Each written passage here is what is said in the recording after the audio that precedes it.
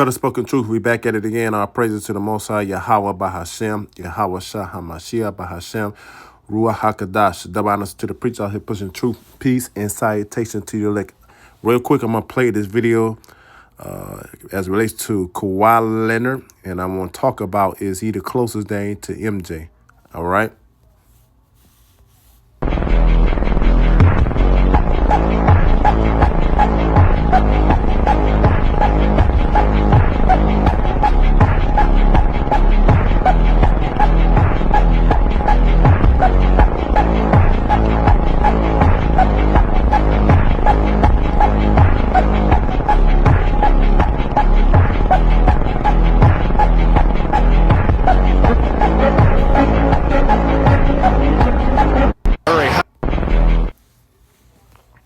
So, is Kawhi Leonard the closest name to MJ?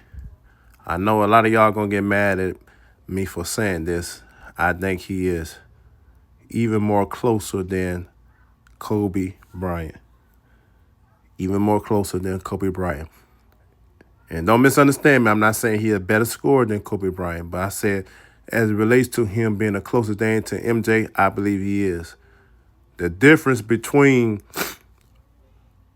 Kawhi Leonard and Kobe, and it's a big difference. Kobe made more hard shots, more contested shots than Kawhi Leonard. But the reason why I say he the closest thing to MJ more so than Kobe, Kawhi Leonard, when you watch him play and the poise that he played with and the grace that he played with, like MJ, he know how to get to his spots where he not putting himself into a position where he have to make hard contested shots like Kobe. Excuse me. Kobe is a pure scorer.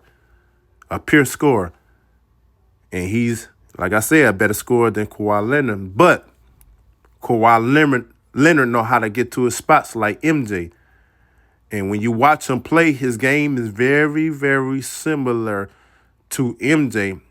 And the reason why I believe it to be, unlike Kobe, Kawhi's hands is just as big as MJ's, if not bigger.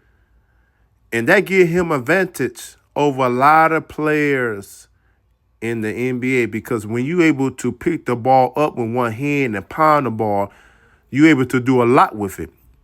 You're able to, pick your spots and think ahead. When you're able to do that, a lot of people don't understand that when you're able to pound the ball and pick the ball, you're able to do way more than the average player. And Kobe Bryant's hands was not that big. Okay? So, of course, not being able to pound the ball and pick the ball up and make certain moves as quick as Jordan and Kawhi, and as graceful as Jordan and Kawhi, it made it a little harder for him to be able to get to certain spots, especially when his agility began to wane and his quickness began to wane. So he had to develop the Mamba mentality, right? And he had to be able to score. He had to be able to score in tougher situations than that of Jordan and Kawhi. And that's just the reality. And let me say this.